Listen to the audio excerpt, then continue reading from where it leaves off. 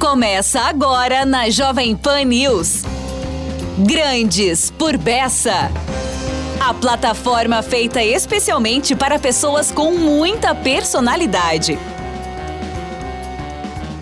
Olá, muito bom dia. Estamos começando mais um Grandes por Bessa aqui na Jovem Pan News 107.1, também pelo YouTube da Jovem Pan.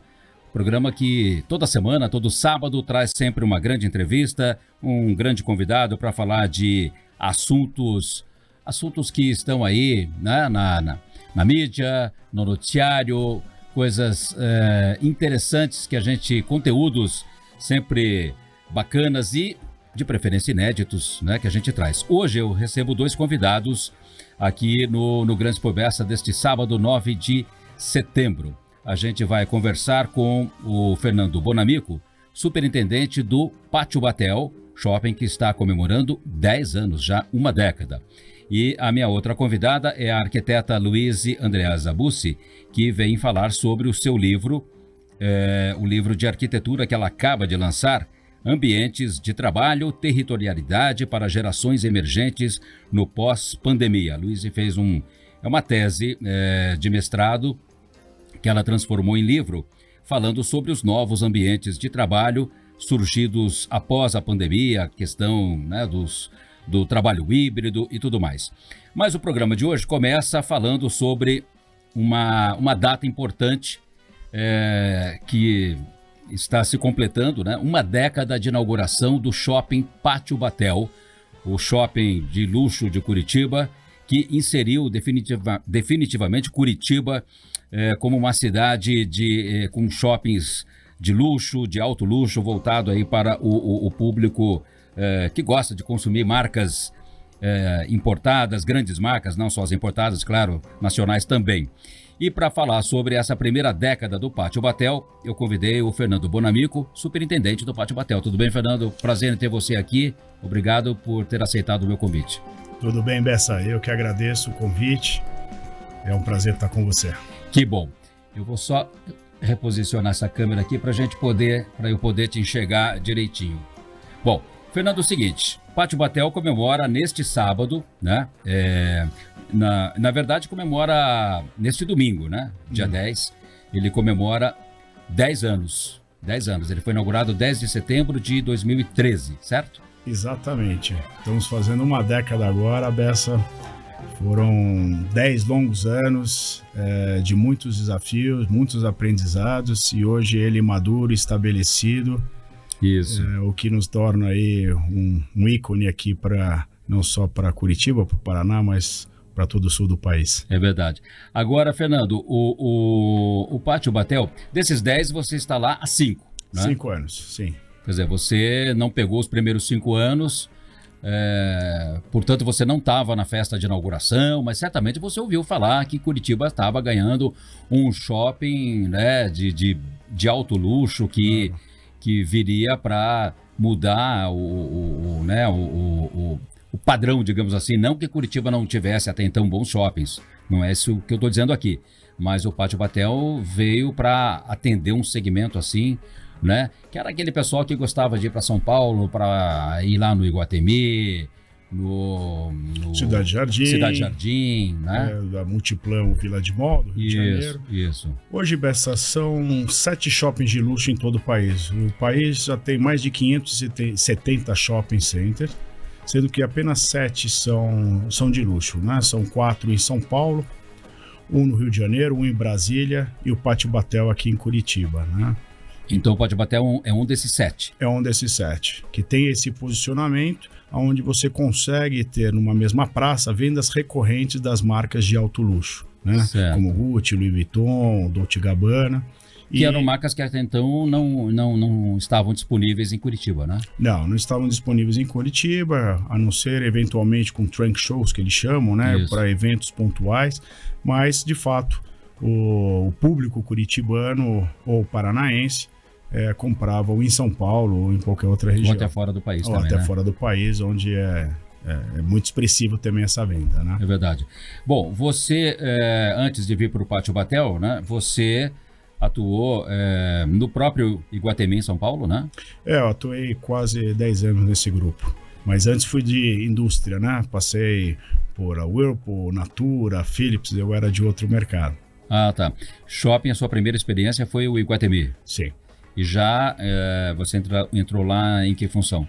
Eu entrei como superintendente do JK Iguatemi. Fui responsável também pela última finalização da administração da Vila das Luas. Até então era um templo de luxo em São Paulo.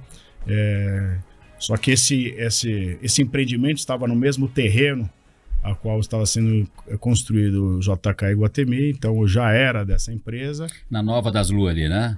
Que saiu da Vila Nova Conceição e foi lá ali para esse que a gente chamava de um landscape ali, né? Na esquina ali da Juscelino Kubitschek com a Marginal Pinheiros. Na inauguração lá, foi uma festa assim que parou São Paulo, né? Exato, então eu fui o responsável para trancar, efetivamente fechar a Vila das Luas, quando estava nascendo aí o JK Iguatemi, a implementação desse shopping, o qual eu fui responsável pela implementação e operação nos primeiros anos. Legal. Bom, e aí como é que surgiu o convite para vir aqui para o Pátio Batel? Eu tive o convite já em 2018 para vir do Iguatemi para cá. Achei que poderia ser um grande desafio, por ser um shopping que ainda estava em maturação, tinha muito por fazer. E tive a felicidade do Grupo Soifra, a família Soifra, me convidar para trabalhar com eles. Porque eu imagino que o convite para você vir para cá deve ter surgido mais ou menos também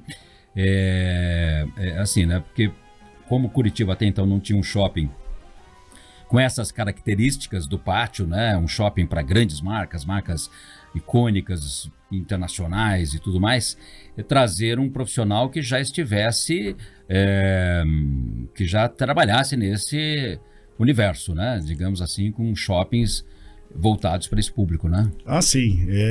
Os shoppings eles têm uma dinâmica muito parecida, mas os shoppings de luxo que trabalham com marcas premium nacionais ou internacionais, elas têm, claro, configurações e também regras, né, que são estabelecidas por esse mercado, esse posicionamento, né? Então, o detalhe é muito mais importante, né? Os custos de um condomínio são diferentes de outros shoppings, porque você tem que ter um convite a essa experiência, o conforto, sim, a conivência, né? Porque o Pátio Batel, como outros iguais a ele, não são shoppings de grande fluxo, né? Não, as características de um shopping de luxo são menor fluxo, alta conversão, né? Então as pessoas que vão a um shopping com o perfil do nosso acaba tendo algum interesse por comprar alguma coisa. É claro que as pessoas vão ali para apreciar a vida, vão passear, mas a conversão em perfis de empreendimento são maior do que outros. A conversão que você fala então é quando a pessoa conversão de vendas, entrou efetivamente. Lá e realmente faz uma compra. Compram mais do que em outros lugares. E o ticket, claro, pelo perfil das lojas, é mais alto. Então, não é aquela coisa assim, poxa, entrei no Pátio Batel, tinha meia dúzia de pessoas. Isso não significa que o shopping tá, né, não tá... Dificilmente você vai ver nessas marcas de alto luxo, muita gente vendo vitrine, a não ser por curiosidade. Sim. Normalmente uma venda é feita naquela segunda-feira, às 4 horas da tarde, agendado para uma determinada cliente, para que ela possa ter uma experiência diferente, né? Então, normalmente as vendas nesse mercado elas não são mercados de impulso. É claro que a gente não tem só isso, né? Isso é uma parte das 180 lojas que o Pátio Batel tem. São 180, né? São 180 lojas. Mas são 180... Estão todas ocupadas ou tem alguma... Hoje o pátio está bem ocupado. Hoje ele tem 99,4% da sua ocupação. Né? Da ABL, né? Da ABL, da área bruta locável. Certo. Ou seja, 99,4%. Ou seja, está praticamente todo... Não tem... Se alguém quiser abrir lá alguma coisa hoje... O que acontece, Bessa, que nesse mercado é muito dinâmico, né? Horas uma marca, o lojista quer sair por algum motivo, o próprio shopping não está mais interessado em determinada marca em renovar o seu contrato. Então, esse dinamismo, esse turnover, ele é existente, né? Então, Nós estamos Faz sempre parte, antenados, né, isso faz parte do negócio, e qualquer você shopping. também é bom que haja esse turnover para que você traga marcas que estão em voga, marcas internacionais que querem vir para o sul do país. Então a gente sempre está antenado para fazer essa curadoria de marcas que interessam ao nosso público. Mas das grifes internacionais que estão lá, salvo engano meu, eu acho que todas se mantêm desde que abriram, né? Ou não? Todas aquelas se mantêm, né? Teve outras marcas ou que saíram, inclusive, do país, que estiveram no início do pátio, como a Versace. A Versace. Hoje a Versace já saiu do país por uma questão estratégica deles, não estão nem em São Paulo, nem no Rio de Janeiro. Tá. Mas aí aqui estão lá desde a abertura do shopping, Louis Vuitton. Nós temos, vamos dizer, as marcas que fazem parte do nosso pilar. Nós temos Burberry, Prada, Louis Vuitton, Dolce & Gabbana, Tiffany, Emporio Armani, Valentino. Todas essas estão lá. Gucci, claro. Isso. Bom, o shopping Pátio Batel, né? Eu me lembro até que quando ele foi inaugurado, a equipe de marketing dizia assim, para mim disseram, né? E acho que também disseram para outros profissionais: olha, não chame de shopping, a gente não quer chamar de shopping, né? Eu dizia: mas como, né? Isso aqui é um shopping, né? Não, mas aqui a gente quer vender uma experiência de compra, não é shopping, não é shopping. Hoje vocês não têm nenhum problema em ser chamado de shopping, né? Muito pelo contrário, a gente assume sempre o que a gente é, né? Eu acho que na época fazia parte de uma estratégia para se diferenciar, para buscar um outro patamar de experiência, né, de compras. Mas, claro, nós somos um shopping center, temos orgulho de ser mais um centro de compras em Curitiba. São da família claro. Dos shoppings, né? Então, bom, o shopping center, o shopping Pátio Batel, que aliás tem um nome muito bom, né, um nome feliz, né, porque há outros pátios aí, né, pelo Brasil, né? Tem o Pátio Higienópolis, que eu me lembro, esse, né? Mas deve ter... Mas tem vários. Em Buenos Aires tem o Pátio Burros, né? Que por muitos anos foi o melhor shopping da cidade, né? De Buenos Aires. Um shopping de luxo de lá. De luxo, né? Mas enfim, voltando aqui para o Pátio Batel. Foi um sonho, né? Do Dr. Salomão Soifer, né? Ele, aliás, foi quem construiu, quem inaugurou, abriu o primeiro shopping, pelo menos de Curitiba, não sei se do Paraná, mas de Curitiba, que foi o Miller, né? Sim, foi o primeiro shopping do Paraná, do qual ele em 1983. Do qual ele ainda é sócio, né? Sim, ainda é sócio. Então, aí em 83, né? Que aliás foi inaugurado no dia 1º de setembro de 1983, né? Boa memória. Aí não é nem questão de ter boa memória, porque foi no dia que eu me casei, então. Eu me lembro. A lista de casamento de compras estava lá, né? Não, porque o shopping, enfim, né, estava abrindo naquele dia, acho que não tinha dado tempo ainda. Mas eu até acompanhei a construção do shopping, literalmente, porque eu morava ali atrás, né, na Matheus Leme, então eu via do meu apartamento, eu via ali as máquinas trabalhando e tudo mais. Mas enfim, isso aqui é um detalhe. O shopping Miller, né, foi o primeiro negócio shopping do Dr. Salomão Soifer, né? E aí acho que ele se encantou tanto com o shopping, tanto é que depois ele abriu o São José, né? E depois o Pátio Batel, né? O Pátio Batel é 100% da família Soifer, né? Hoje ele tem participação em 5 shoppings, em qual 2 deles eles têm 100%. É o Shopping São José e o Pátio Batel. Mas eles têm participação no Shopping Rio Sul, do Rio de Janeiro. Isso, há muitos anos já. O Miller e o Miller Joinville. E o Miller Joinville. E ele tinha também uma participação no Cristal antigamente, né? Teve, né? Chegou a ter. Sim, acredito que agora não mais. Não mais, exatamente. Bom, e aí ele fez o Pátio Batel, que é aquela história, né? Um shopping para chamar de meu. Sim, sim. E fez logo daí um shopping assim para, né? Olha, Bessa, eu já rodei muitos shoppings, não só no Brasil, mas mundo afora. E nesse perfil de público e posicionamento que nós atuamos. É um shopping mais bonito que eu já vi. Ele realmente é um shopping que, além de ele ter uma arquitetura diferenciada, ele é acolhedor.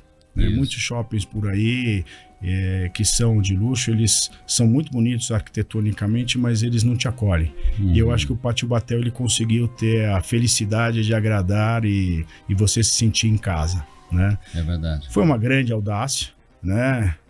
O seu Salomão é um grande visionário, soube aproveitar bem a localização desse pátio.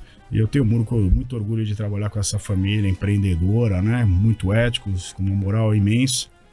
E felicidade de trabalhar junto com eles. E aliás, diga-se, o Grupo Soifer hoje não atua só na área de shopping centers, né? Eles têm outros negócios também, né? Sim. Até agora também estão entrando na área imobiliária, né? Estão na área imobiliária, eles têm uma participação no Grupo Cataratas, que são os parques nacionais brasileiros, né? Nessa comercialização desses parques nacionais brasileiros. Parque Nacional do Iguaçu de Foz tem e o Foz de Iguaçu, do Rio de Janeiro, né? Tem Vila Velha, isso. Tem o Parque Paineiras, que é do Corcovado, Rio de Janeiro, e a Ilha de Fernando de Noronha. Ok. Bom, e eu sei que, inclusive, o Pátio Batel foi inaugurado no dia do aniversário nas vésperas do aniversário do seu Salomão, né?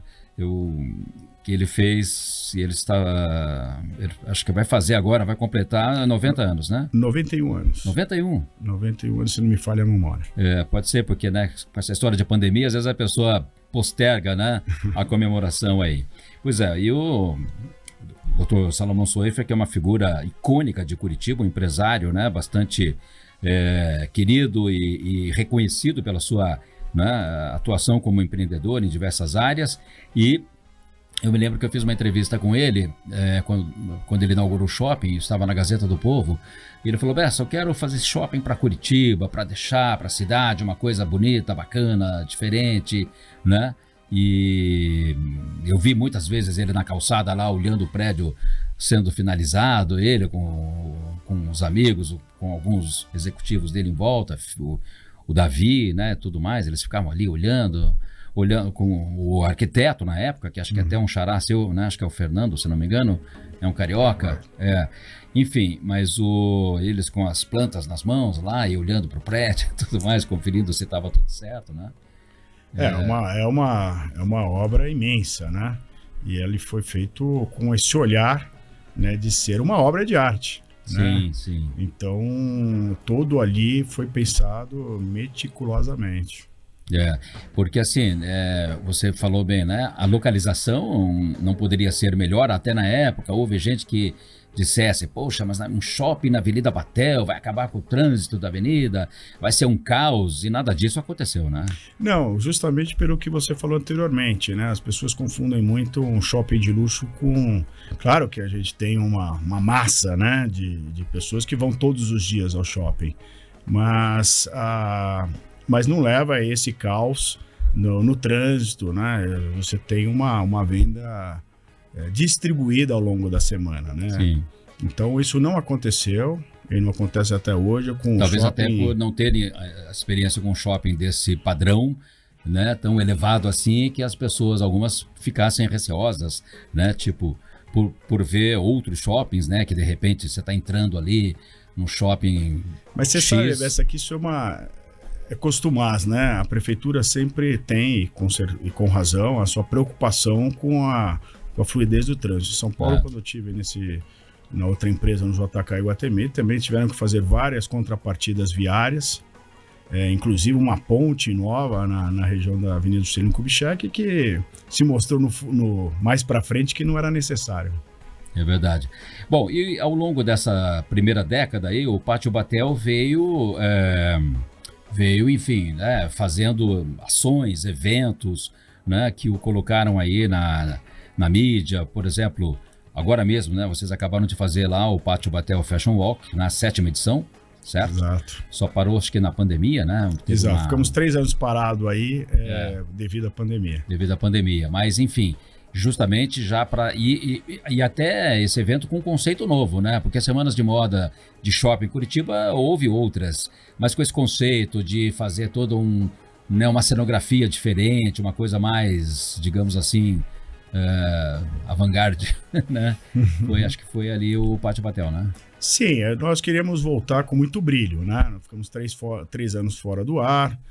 Hoje, o Pátio Batel Fashion Walk é o desfile de moda no sul do país, e queríamos voltar com bastante força.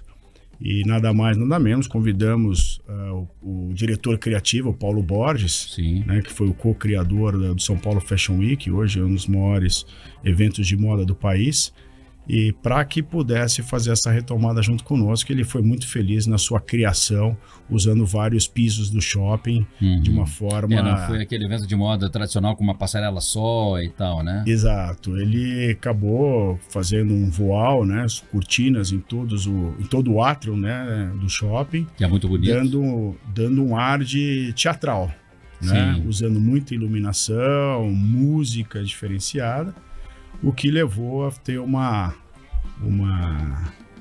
visão para os nossos clientes e lojistas diferenciada, né? Então foi muito bacana, realmente ele foi acertado este ano. Legal. Olha só, estou conversando aqui nesse Grandes por Bessa de hoje com o Fernando Bonamico, superintendente do Shopping Pátio Batel, que está fazendo 10 anos exatamente nesta semana, agora nesse domingo. Amanhã, dia 10, o Pátio Batel fecha a sua primeira década. E uma década de sucesso, né, Fernando? Porque, como você mesmo disse há pouco, né? Vocês estão com 99%, quase 100% dos espaços ocupados, né? A área bruta locável, né? A ABL, como vocês chamam, é de 29 mil, quase 30 mil metros quadrados. 30 mil metros quadrados, exatamente. Então muito suor, né? Muito sangue de uma equipe talentosa que se envolve, se compromete com esse shopping, de fazer o melhor pelos nossos clientes, o melhor pelos nossos lojistas, né? Então eu falo que shopping center é uma engrenagem, é um organismo vivo, que a segurança depende do marketing, o marketing depende da limpeza, a limpeza depende da manutenção. Todo mundo no shopping center, eles são interdependentes, né? Ainda mais num shopping desse, né? A atenção é ainda maior para os detalhes, porque é um público muitas vezes qualificado, que o torna mais exigente. A pessoa também vai no banheiro, a torneira não pode estar meio frouxa, não pode, né? Ou abre uma, não sai água, né? Tem que o nível de exigência em relação, acho que a qualquer produto de luxo, né, é maior, né? Isso aqui eu não espero de vocês, isso aqui eu posso esperar do outro, mas não de vocês. Então, a atenção aos detalhes é muito maior. E isso tem se refletido nas vendas do shopping? O shopping está assim... Sim, o shopping vem com vendas recordes recorrentes. Ele veio num rocket, num foguete, nesses últimos anos. Já desde 2019 ele estava num outro patamar, aí veio o período aí pandêmico, né? Certo. E a retomada desse segmento acaba sendo sempre um pouco mais rápido, né? Porque esse nosso perfil de público, ele acaba não gastando por confiança no país ou não, mas o dinheiro está lá guardado. Então, na hora que as coisas ficam melhores, a retomada é mais rápida também, né? Então, as vendas também se retomaram muito rápidas e hoje a gente está num patamar aí que agrada. Legal. Olha só, nosso tempo já está acabando, mas antes de chamar aqui a nossa próxima convidada, eu quero te fazer uma última pergunta. O que vem aí nos próximos 10 anos, para não jogar muito para frente? Assim? Essa melhoria contínua, né? Nós vamos ter que trabalhar grandes projetos, né? A cidade merece sempre essa expansão. Curitiba está fervendo, está se desenvolvendo demais. É uma cidade particularmente que eu abracei, que gosto muito, está se desenvolvendo muito no ramo da gastronomia. O varejo nacional brasileiro descobriu Curitiba há alguns anos e está vindo com muita força para cá, o que só ganha o curitibano, que só ganha a cidade com esse crescimento, né? Então o Pátio Batel fará a sua voz valer também nisso, trazendo grandes projetos ainda, que esperamos surpreender aí no futuro. Maravilha, olha só. Fernando Bonamico, superintendente do Pátio Batel, o nosso shopping aqui de luxo de Curitiba, que está fazendo 10 anos. Muito obrigado mais uma vez por estar aqui com a gente hoje. Tá? Eu que agradeço. Compartilhando um pouco aqui dessa bela história do Pátio Batel. Parabéns ao shopping, à família Soifer, né, por esse belo empreendimento que eu tenho certeza orgulha muitos curitibanos, né? Tenho certeza que muita gente, quando está fora daqui, Curitiba, né? Algum curitibano fala, não, lá nós temos um dos shoppings mais bonitos do Brasil, ou enfim, não né? Não tenho dúvida. Né? Isso é verdade. Bom, a gente vai fazer um rápido intervalo e volta em seguida com a arquiteta Luíse Andreasa Bussi, que acaba de lançar o seu livro Ambientes de Trabalho, Territorialidade para Gerações Emergentes no Pós-Pandemia. É um instante e a gente já volta. Você está assistindo Grandes por Bessa.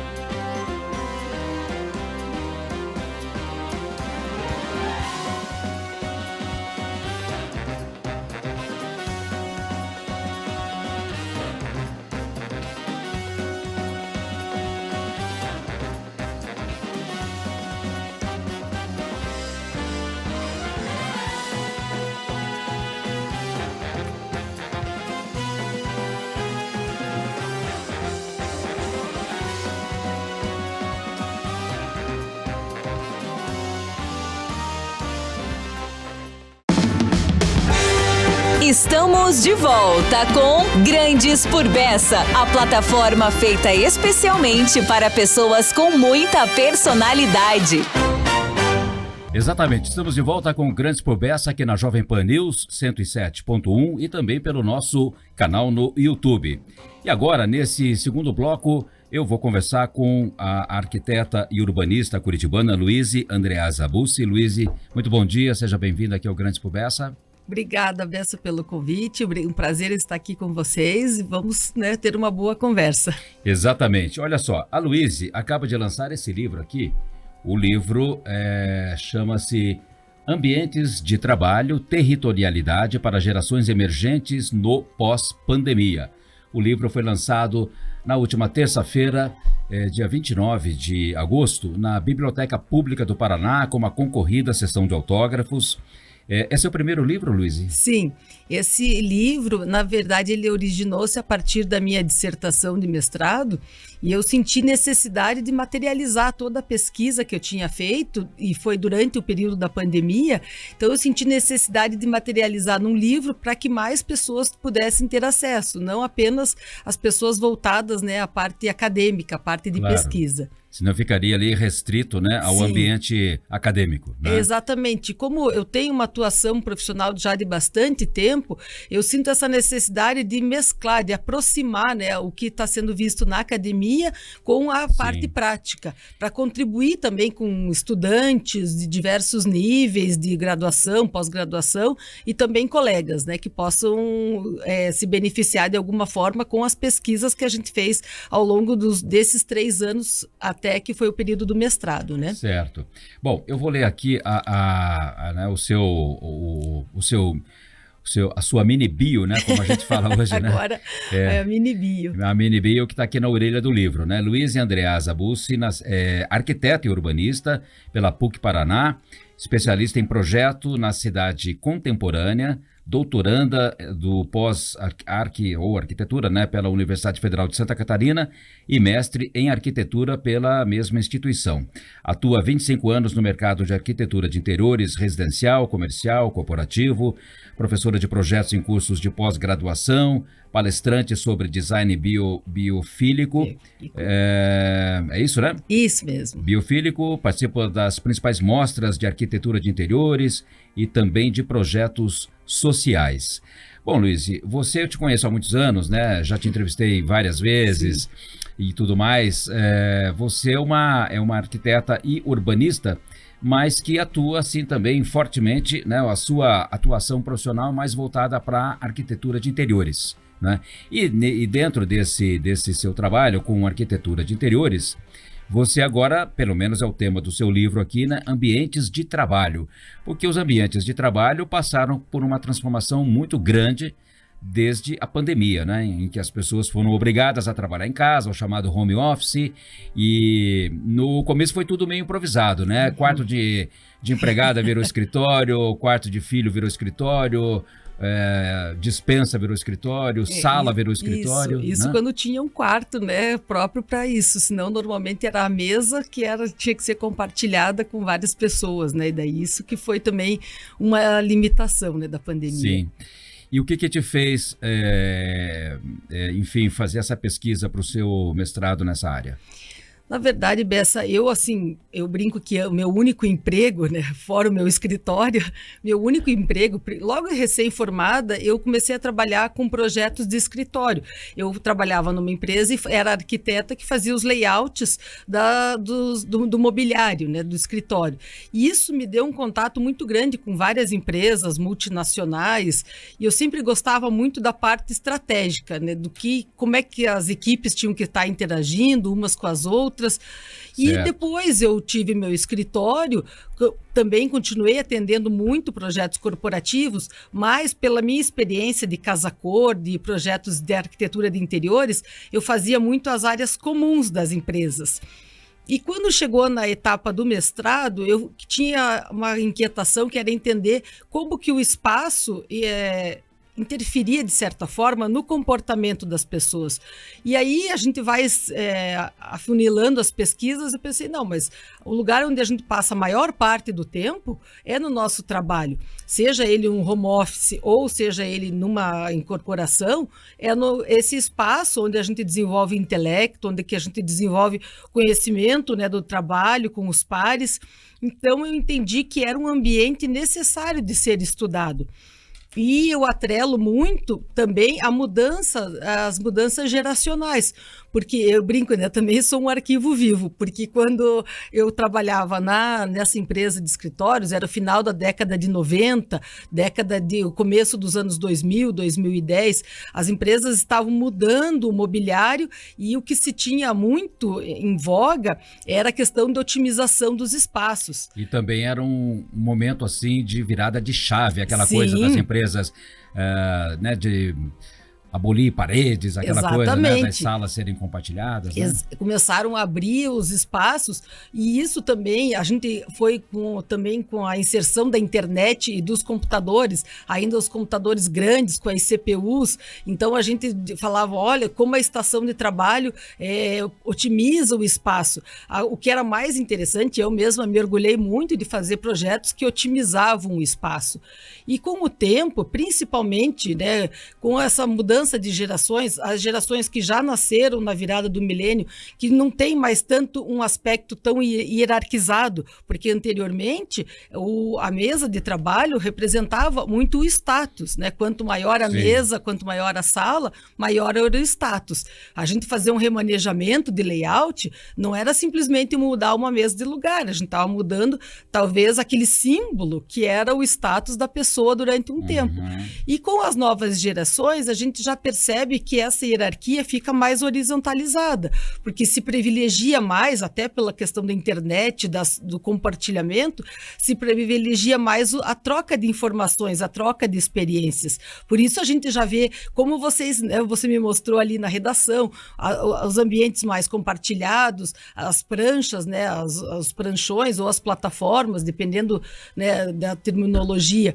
E isso tudo foi me instigando a realmente pesquisar sobre os ambientes de trabalho. E antes mesmo da pandemia, já vinham dando sinais que também aquele superadensamento dos escritórios também não era uma coisa tão saudável. O que acontece? A gente tem uma pandemia que tem as medidas restritivas, né, de isolamento, de distanciamento, parte fica home office e se adapta a isso, parte não se adapta, porque também é inerente do ser humano esse contato social, essa interação. Sim. E como que se dá essa volta, né? Então, eu acredito que a gente tem a pandemia para aprender esses limites maiores de distanciamento, até os próprios limites de territorialidade. Não no sentido negativo da territorialidade de posse. Por isso esse subtítulo aqui, né? Territorialidade para gerações emergentes no pós-pandemia. Ou seja, para quem está chegando no mercado de trabalho. Exatamente, agora, né? Que vai ser, atualmente, Bessa, o mercado de trabalho conta com as 4 gerações, né? Os baby boomers, que logo depois do pós-guerra, a geração X, que seria a minha, a geração Y e Z, né? Os milênios e os centênios. Assim, no livro eu não procuro estigmatizar as gerações, mas eu procuro entender, porque eu entendo que a gente entendendo para quem a gente está projetando, os espaços ficam melhor projetados, né? A gente entende as demandas de cada geração e provavelmente, né, serão a grande força de trabalho para os próximos anos. Então, claro, eu acredito que no compromisso de se projetar hoje, pensando no futuro, a gente também tem que pensar esses aspectos. E a territorialidade não é no sentido de posse, mas no sentido que é natural do ser humano, né? Eu posso estar em qualquer mesa, desde que o ambiente como um todo me proporcione uma segurança, me proporcione... aquelas expressões minha sala, minha mesa também não vão desaparecer, né? Elas fazem parte do né? Exatamente. Talvez tenha assim, o que eu vi, né? Já ou talvez desapareçam também, né? Sim, tem um spoiler ali do que eu posso ver. Eu tenho uma parte do livro, a primeira parte foi mais uma revisão bibliográfica, então procurei na literatura entender todos esses termos, e a segunda parte eu fiz uma pesquisa de campo com uma empresa júnior de um curso de engenharia de produção, ou seja, jovens na faixa de 18 a 25 anos, que na empresa júnior eles fazem como se fosse uma empresa real, né, que já tem as demandas, eles atendem clientes, e é atualmente um curso muito procurado, tanto pelos jovens quanto pelos gestores das grandes empresas, principalmente empresas de tecnologia. E fazendo essa pesquisa com eles, a gente chegou à conclusão que eles esperam, né, se espera mesas de trabalho, por exemplo, diferentes ambientes para que cada pessoa possa realizar diferentes atividades. Certo. Ou seja, eu posso ter a minha mesa de trabalho, mas eu também tenho uma mesa onde eu compartilho informações com os meus colegas, eu tenho um outro ambiente que ele é um pouco mais descontraído, como as antigas salas de descompressão que se tinha, então eu tenho um ambiente mais descontraído. Você sabe que aqui na RIC, desculpe te interromper, aqui na RIC tem um espaço de descompressão. Porque não é uma sala, é aqui um espaço aberto, ao ar livre, aqui atrás desse nosso estúdio aqui. Né? Mas é muito importante essa área. aquelas cadeiras tipo de praia, né? Espreguiçadeiras, puffs, para o pessoal ali, né? Porque essa parte, Bessa, é importante, porque assim, as teorias que falam da atenção, elas até têm normas, né, que dizem, por exemplo, call centers, que você precisa ter um intervalo de tempo entre as atividades, sim, isso é normativo, mas também as teorias de atenção nos explicam que a gente precisa dessas pausas, porque ninguém consegue ser produtivo 100% do tempo, mas você tendo essas pequenas pausas, né, de relaxamento, a tua atenção é recobrada mais facilmente. Então, por isso, eu falei sala de descompressão, mas pode, principalmente, a vantagem que vocês têm, espaços ao ar livre, né? Porque tem esse contato com a natureza, com o natural. É quase um campo de futebol. Sim, mas é muito, e é raro, mas é muito bom. Quando a gente não tem esse espaço que vocês têm, a gente tem que criar isso dentro dos ambientes. Certo. Então, talvez a minha sala... Pode ser que não tenha a minha sala, mas tenha um espaço. Eu posso mudar de mesa todo dia, mas desde que naquela mesa eu consiga realizar minhas atividades. Ou seja, eu tenha um conforto ambiental, acústico, de iluminação, nível de ruído adequado, sabe? Eu não esteja assim com o que eu via muito antes da pandemia. As mesas eram do tamanho, a gente estava projetando muito dentro das medidas mínimas. Então, era o mínimo de circulação, era o mínimo da mesa, e agora a gente viu até com a pandemia, não, a gente precisa de um espaço de circulação maior, precisa de um distanciamento maior. Tudo isso que catalisou, né, com a pandemia. Isso já se refletiu na indústria também moveleira, sim, né? Exatamente. A indústria ela já projeta passou... móveis para, né, móveis corporativos. Sim, eu já percebo assim, teve 2 momentos da indústria. Primeiro, esse momento de criar mobiliário para o home office, porque como você estava comentando, né, quando veio a pandemia, felizmente as pessoas... Eu, por exemplo, lá em casa, eu adotei um quarto lá que estava meio ocioso, eu transformei no meu home office e me adaptei super bem. Mas você tem o seu escritório. Eu tenho meu escritório, mas desde a pandemia eu já estou operando em home office. Agora, por exemplo... Mas aí você improvisou ou você, como boa arquiteta que não só boa, mas excelente arquiteta que e agora, né, enfim... com todo esse arcabouço intelectual aí da sua área, você fez um espaço assim, tipo, né? Ou vai me dizer primeiro momento, não. Ou você está fazendo jus àquele ditado, né? Em casa de ferreiro. Num primeiro momento eu fiz jus, não vou dizer que não, porque todo mundo fez, né? Aí, com o passar do tempo, falei, não, eu percebi que talvez fosse demorar mais tempo, aí eu tratei de criar locais para cada coisa, eu também acabei tendo que fazer uns 5S, vários S's para transformar o que eu tinha no meu escritório para o meu novo espaço, mas assim, com a mesa de trabalho, com as estantes, transformei realmente num home office, para que a hora que eu saia, eu fecho a porta e daí eu vou para minha casa, vou no resto da casa. Então, a indústria moveleira, num primeiro momento, eu acho que ela teve que proporcionar esse mobiliário para casa, né, para as pessoas que não tinham, que, por exemplo, às vezes tinha família que tinham aulas, né, online, e a pessoa trabalhando, e como que ia cada um se comportar diante disso. Então, às vezes, precisava de um mobiliário mais específico. Agora, já começam a voltar o mobiliário mais pensando no tamanho, né, no dimensionamento, para que a pessoa consiga realizar as suas atividades com segurança. E também esse formato híbrido proporcionou justamente que a pessoa possa trabalhar em casa, mas eu acho muito importante que quando ela esteja, né, na empresa, principalmente para ela se relacionar com os pares, ela tenha um local adequado. Pode ser uma mesa um dia, outra no outro, mas o espaço como um todo tem que dar essa condição. Uhum. Olha, tem uma pergunta aqui na contracapa do seu livro, que eu vou fazê-la agora para você. Qual poderia ser a configuração espacial ideal desses ambientes agora nesse novo momento aí pós-pandemia? Eu vou para assim, essa é uma pergunta que eu levo, digamos, a segunda parte inteira do livro para responder. Mas até fazendo essa pesquisa de campo, né, com essa empresa júnior, com os integrantes dessa empresa júnior, mas já dando um spoiler do final do livro, né, chegando mais para o final, eu entendi a partir, principalmente dessa entrevista e do que eles me passaram de feedback, somado com as impressões que eu tinha da parte da literatura, que a gente cria dentro de um mesmo espaço. Então seria, digamos, a configuração ideal, você ter um espaço de empresa, mas que esse espaço comporte diferentes atividades, ou seja, tem a sala que é uma sala mais restrita, né, para atividades que exijam mais concentração, tem uma área que seja essa área de interação, essa antiga área de descompressão, né? Tem uma área que pode ter até um mobiliário, Bessa, um mobiliário que hoje eu quero transformar numa sala de reuniões, eu tenho uma configuração. Se eu quero transformar numa sala de treinamentos, eu tenho uma outra configuração.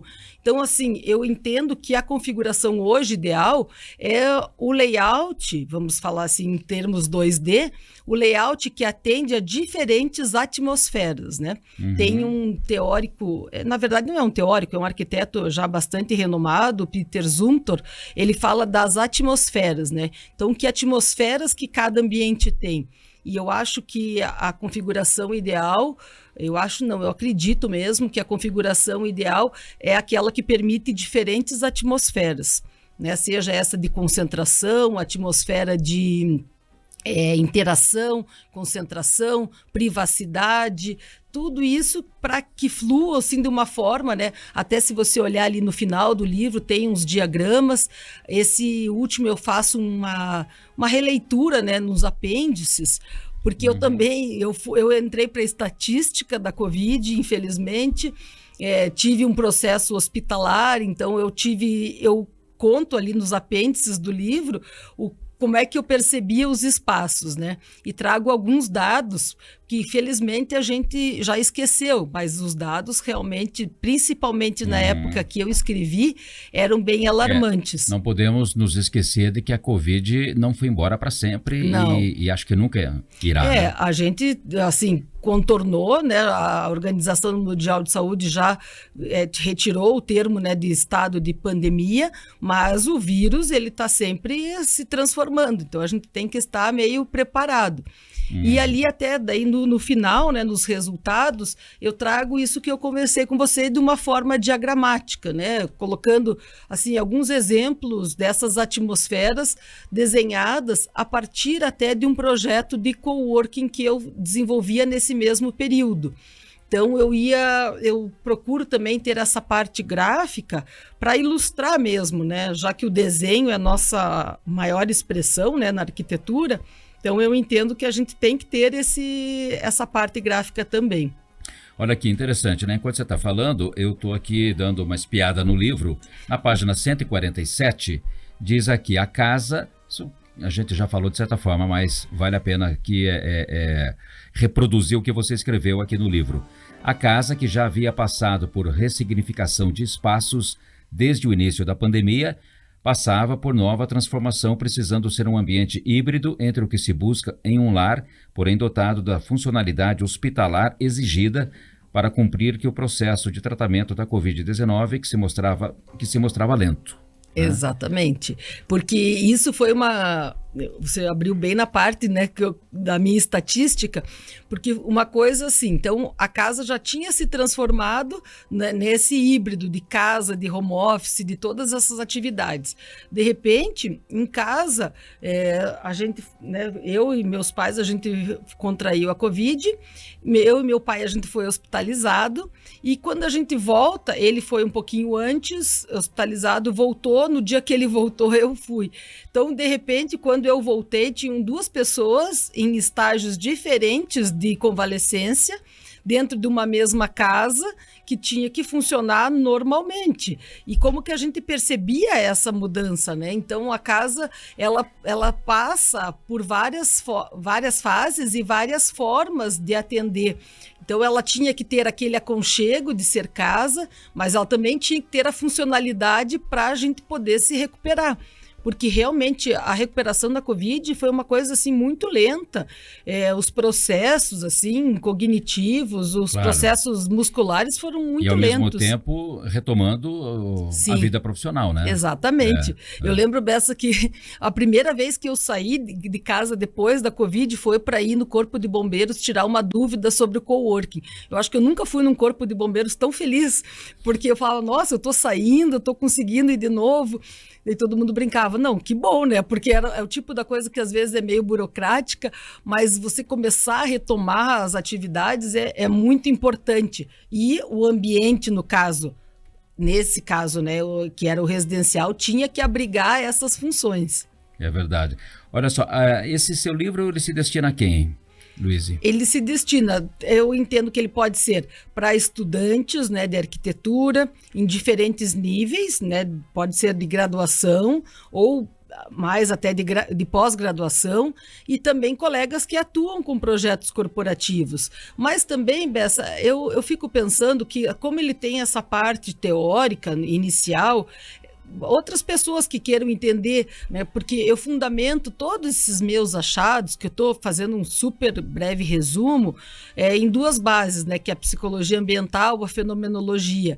A partir disso, eu vou falar das gerações, vou falar das epidemias. Então, o leitor, claro que não é um romance, né, que você pode ler de uma única vez, que ele é um pouco mais denso, mas você também pode ler em capítulos que sejam, de certa forma, né, interessantes. Sim, sem dúvida. Bom, mas ele é um livro, ele não é tão extenso, são 158 páginas. Sim. Né? Mas ele é muito bem fundamentado, estou vendo aqui, né? Ele tem assim toda uma conceituação do que você, né, dessa sua pesquisa, né? E aliás, a editora, por sinal, tem um nome bem apropriado, né, para isso, Dialética. Né? Exatamente. Enfim, e aí o prefácio é da... O prefácio eu mesma escrevi. Você mesma? Sim, eu faço um reporte assim do que eu entendi que era necessário, né? Como eu comentei no início, assim, por que era necessário escrever, né, esse livro. Que é uma fase assim, um período de pesquisa que eu entendi que eu precisava materializar para ele não ficar simplesmente restrito à academia, né, quem fosse pesquisar para alguma outra dissertação. Eu entendi que eu precisava materializar.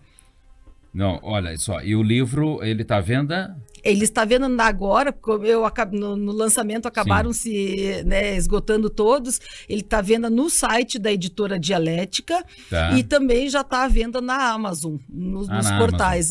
Na Amazon, eu não sei se em alguns outros, mas diretamente no site da editora Dialética. A biblioteca foi só o local do lançamento? A biblioteca, sim, foi o lançamento do livro, né, a Noite de Autógrafos. Foi um evento muito bacana. Sim, eu não pude estar lá, mas acompanhei. Eu vi que a fila estava longa, a fila sim, de autógrafos. Foi uma grande nossa satisfação receber vários colegas, amigos também e familiares, e principalmente os colegas, né, porque acabam sendo áreas de interesse. E você também está fazendo um doutorado, né? Agora, numa área já mais ampla, né? Em termos, né? Você está voltando seu olhar para as cidades, né? Isso. Depois do mestrado, que de certa forma, eu estou falando do ambiente construído, no doutorado eu senti necessidade de olhar mais para a cidade, entender mais sobre a memória que as cidades criam, né? Ou vice-versa, né? Como nós criamos as memórias urbanas. E isso eu comecei esse ano, já estou fazendo esse ano, então são mais 3 anos de pesquisa. Então, agora eu vou ampliar um pouquinho mais o olhar, até porque a necessidade da cidade, porque como eu atuo na escala de interiores, eu senti necessidade de trabalhar numa escala urbana para olhar a arquitetura como um todo também. Essa parte mais urbanista, que eu, embora não atue, mas eu sinto necessidade de olhar para essa área também. Claro, até porque os ambientes que você projeta, que você desenha, cria, enfim, de interiores estão inseridos em, né, em empreendimentos imobiliários, né? Exatamente. Corporativos, residenciais, não é isso? Sim, eles estão inseridos dentro de um contexto, né? Que é esse contexto urbano. E eu acho que assim é uma preocupação a gente também entender o processo de mudança das cidades, se apegar no que é memória, né, para também construir cada vez mais. Eu sempre penso, olha para trás para aprender com o que veio, para ir sempre mais para frente. Aquela história, né? Olhar para o passado para entender o futuro. Exatamente, tentar projetar já para o futuro. Tá certo.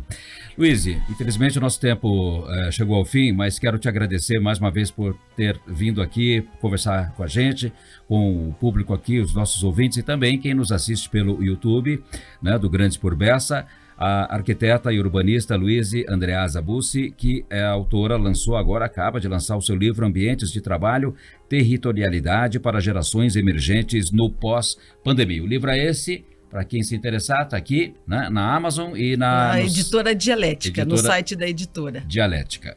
Luíse, muito obrigado, parabéns pelo lançamento. Obrigada, Bessa, eu que te agradeço, né, a oportunidade, é sempre um prazer assim, ser entrevistada por você, tipo, a gente já conhece, né, o seu trabalho também e fico muito feliz, muito obrigada. Eu agradeço também, agradeço a vocês que nos acompanharam aqui mais uma vez nesse Grandes por Bessa, um feliz final de feriado a todos, um ótimo fim de semana e até sábado que vem. Grandes por Bessa. Para pessoas com muita personalidade, na Jovem Pan News. De volta sábado às 11 horas da manhã.